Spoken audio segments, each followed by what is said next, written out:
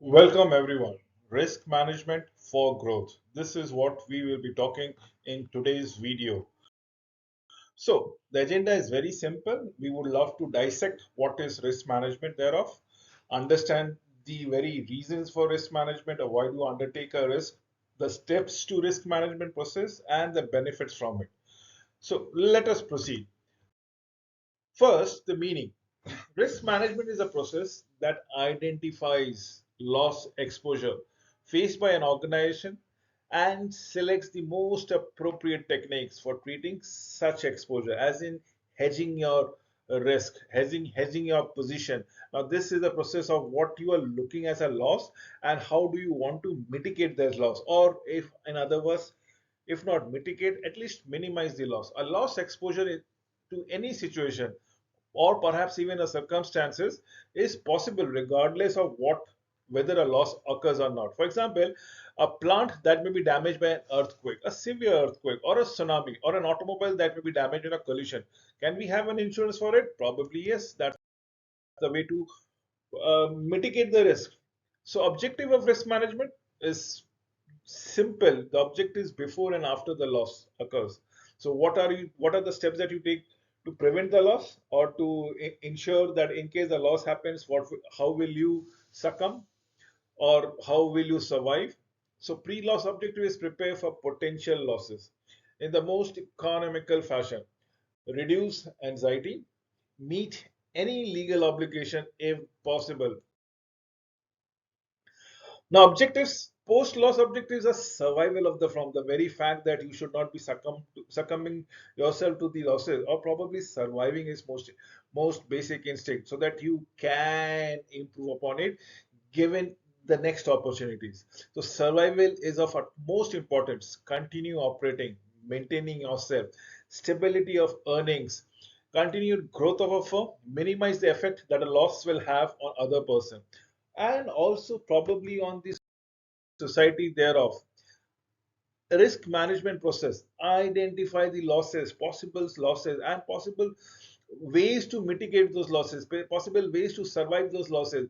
Measure them, measure your losses, try to predict the losses.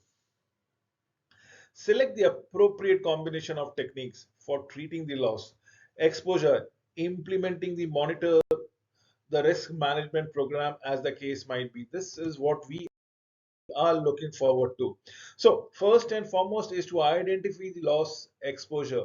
Then, probably try to analyze what is the quantum of losses that you would be looking into it, and then probably try to avoid, or probably prevent, or probably at least reduce loss. Avoid losses, best possible scenario. Prevent losses, at least if not no profit, but there should not be any losses, or in case the worst case, have the minimal losses around. So risk financing is all about retention, non-insurance transfer, and insurances. Simple and straightforward answers. Implement and monitor the risk management program thereby. Now, allow me to dissect every topic about it. First and foremost is the loss exposure. Can we identify it? So, if there is a property, there can be a property loss exposure, liability loss exposure, business income loss exposure, human resource loss exposure, crime loss exposure, employee benefit loss exposures, foreign loss exposures, intangible property loss exposures, failure to comply with government rules and regulation, the fines, the penalty that you need to pay. Now, what am I trying to tell it to you? When you're running an organization, when you're running a business, there are the organization, the business is susceptible to certain factors which is beyond your control, and these factors only incurs losses. Can you identify them? Can you take steps to prevent them? Possibly. So risk management has several sources of information to identify loss. First, the questionnaire itself, the checklist itself. What have you done? If it is government rules and regulation, did you comply with it? So it will automatically give you an indication whether you are liable to be penalized or prosecuted. Similarly, is physical inspection, flow charts, financial statement, historical loss data, industry trends and market change can create new loss exposures as the case might be. And that is what we are looking forward to. Measure and analyze loss exposure. Estimate for each type of loss exposure. Loss frequency refers to the probable number of losses that may occur during some time period. Then we have the loss severity, refers to the probable size of losses that may occur. Now, what are we looking into it? We are trying to rank my losses by ways of importance. So severity needs to be understood. One, the frequency need to be counted for. You that severity multiplied times of frequency is the quantum of losses, and the probability of losses become very high. So you need to understand what is the maximum probable loss and the minimum probable loss that could happen to your business, that could happen to your organization, that could happen to you. The probable maximum loss is the worst loss that is likely to happen. Select the appropriate combination of treating the losses, of mitigating the losses. Now, this is a technique that refers to that severity concept, that frequency concept, the concept of severity and frequency which might happen, that incident might happen. So, methods of risk control would be avoidance, prevention, and reduction if possible. Avoidance means a certain loss exposure is never acquired or probably even undertaken. An existing loss is often, more often than not, is abundant. The chances of loss is reduced to zero. Obviously, yes, if you don't pursue it more anymore, it is not going to damage you further. It is not always possible or practical to avoid losses. Believe me or not, life itself has its own ups and its own downs. Select the appropriate combination of techniques for treating the loss exposure. Loss prevention refers to the measure that reduces frequency of particular losses. Example, installing safety features on hazardous product. Loss reduction refers to the measure that reduces severity of loss after it occurs. Risk financing refers to the technique that provides for the payment of losses after they occur. Methods of risk financing includes retention. Method of risk financing includes non-insurance transfer. Method of risk financing include commercial insurances. Now these are what we are trying to understand.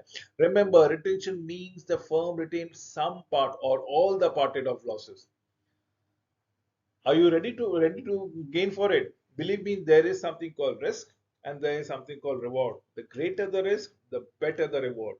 The less the risk, the lesser the reward. So retention is effectively used when no other method of treatment is available. So at least you gain in experiences.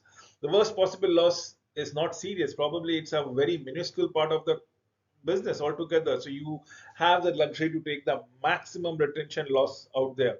Since that maximum loss is just a minimal part of your business, is all about it.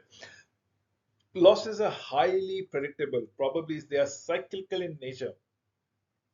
The retention level is the dollar amount of losses that a firm will eventually incur. A risk manager, how will he go for retention and why should he retain those losses? Because losses are to be treated as current expenses when it gets mitigated with your profit. Unfunded reserve losses are deducted from bookkeeping only and nothing beyond it. Funded reserve losses are deducted from the liquid fund. You have ample amount of cash and probably a minuscule part of the cash goes lost. Credit line funds are borrowed to pay losses as and when they occur. That is what we are looking for, risk financial methods. Now, let's say a captive insurance is an insurance owned by a parent firm for the purpose of ensuring the parent firm losses exposure. What are we looking into it? A single parent captive is owned by only one parent. Absolutely, it's the one and the sole owner altogether. It is up to his or probably her fancy. The association or group captive is an insurance owned by several parents. Risk financing methods, retention, reasons for forming a captive include the parent firm may have difficulty obtaining licenses or probably insurances. To take advantage of the favorable regulatory environment, cost may be lower than purchasing commercial insurance. A captive insurance has an easier access to reinsurer. A captive insurer can become a source of profit as on when on basis as the case goes on. This is what we are likely to go around it.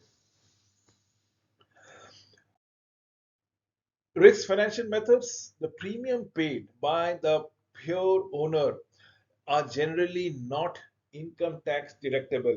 Now, this is what the method would be going around it.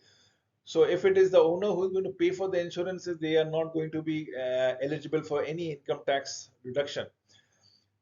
They may be tax deductible only, remember, only if the transaction is a bona fide insurance transaction, a brother sister relationships exist, a captive insurers write a substantial amount of unrelated business, and the insurers are not the same as the shareholder of the captive. So they have to be different entity, as simple as it is all about it. So I cannot insure my own capital, can I?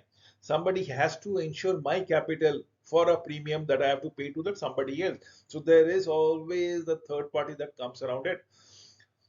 Premium paid to the group captive are usually income tax deductible. Self-insurance or self-funding, what I was just letting you know, is a special form of planned retention of which some part or all of the part has been retained of the loss has been retained by the firm. So it is somewhere down the corner. If I incur losses, I might divide those losses over a period of time, over a period of balance sheet, over a period of years, or that would be some part which has been retained and then the other part has been transferred to the next year's operations. Or every losses are to be deducted from the profit and loss statement, the balance sheet statement of this fiscal year. So that is what self-insurance or self-funding is all about it. And RRG, the risk retention group, is a group captive. It's your mother company, it's your holding company that is going to go about it. That can write any type of liability coverages except employer's liability, workers' compensation, and personal line. This needs to be understood time and again.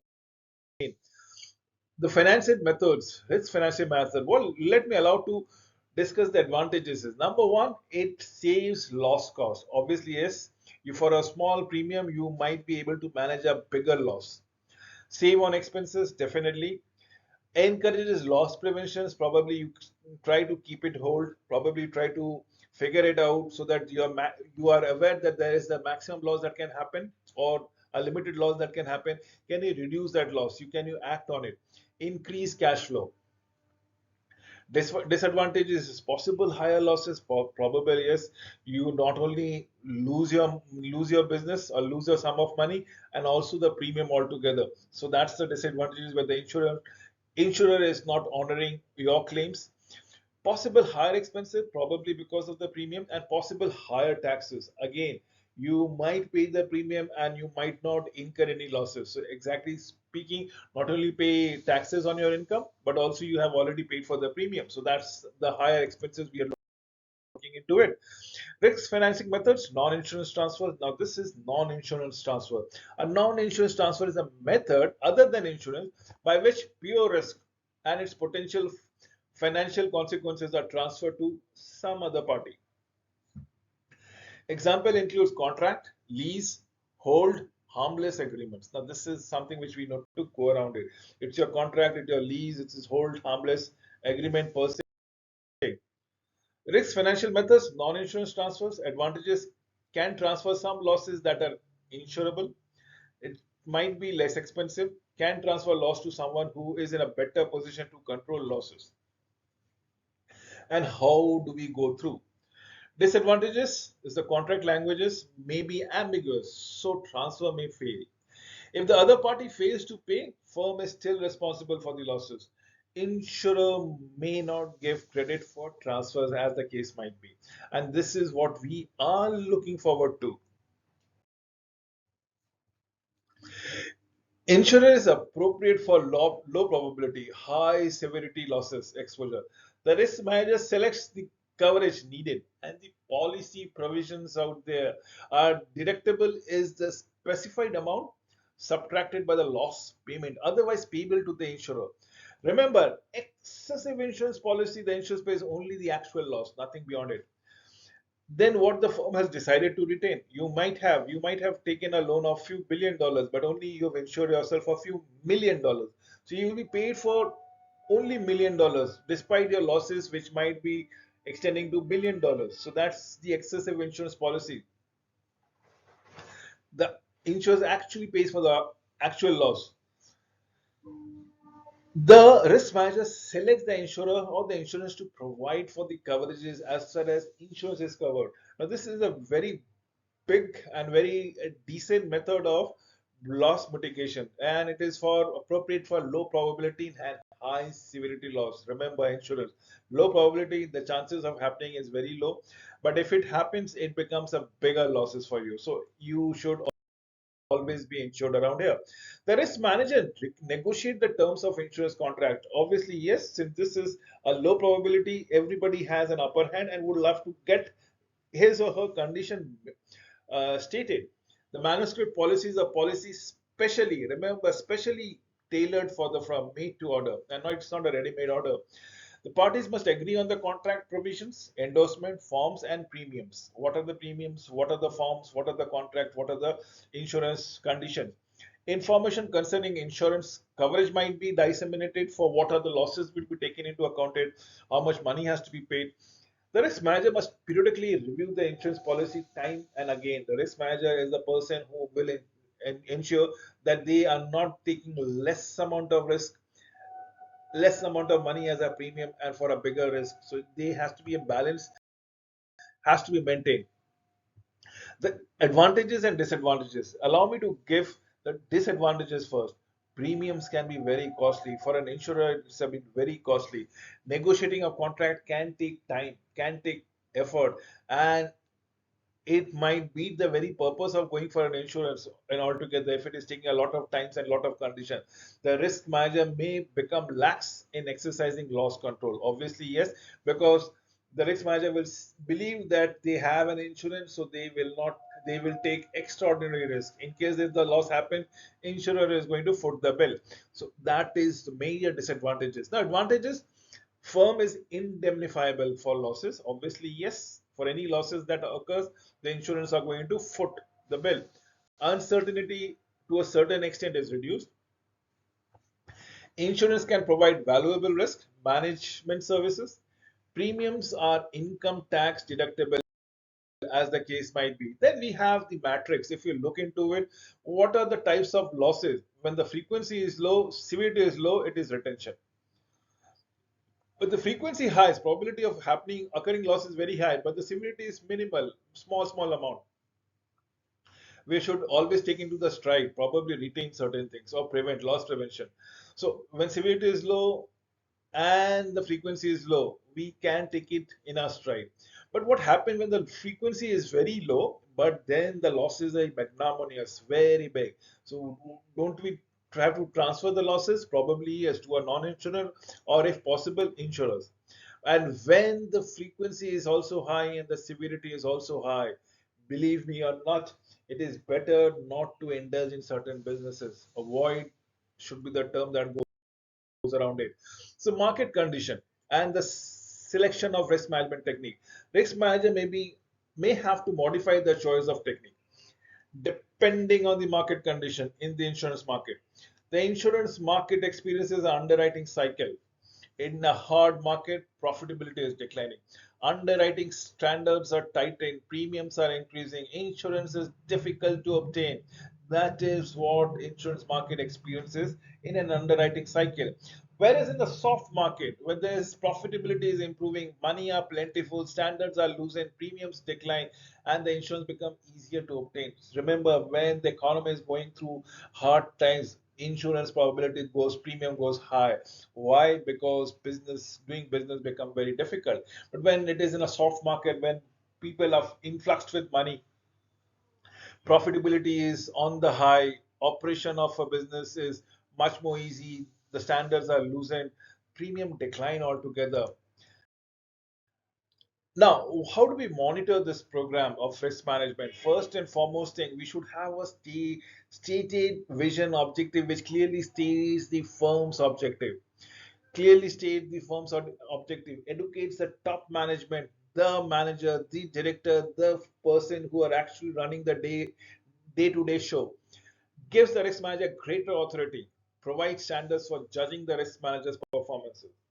A risk manager manual may be used to describe the risk management program, train the new employees as on when on basis, Implement and monitor risk management program. A successful risk management program requires active cooperation, and believe me, not from only his department, from across the firm. A risk management program should be definitely reviewed on a regular basis, be it quarterly, be it half yearly, be it annually. It has to be measured so that the objectives and the premiums and the risk are there are no mismatch among them. They should understand the cost, they should understand the benefit, because this is also the part of the business or the organization is running through. Benefits of risk management. First and foremost thing, there is a pre-loss statement. There's a very big understanding of what if scenario is there, so and there is the post-loss objective. Now, pre-loss and post-loss, everybody can prepare and marry the notes and appropriately come to a conclusion whether they are on the right path or not. So yes, we are able to predict it. Risk management program can reduce the cost of risk. Reduction is purely a loss propositions to enact enterprise risk management program to treat both it is as a pure and speculative loss exposure. Society benefits because both direct and indirect losses are reduced. Allow me to come to the final statement of not of the business but of you as an individual. The personal risk management refers to the identification of pure risk which our individual faces or his or her family faces when they are embarking on a particular journey, business, operation, venture. For treating such risks, the same principle which is applicable to the corporate risk management does apply to the individual risk management also. Keep that in figure. With this, I come to an end of this presentation. Thank you for watching this presentation till the very end.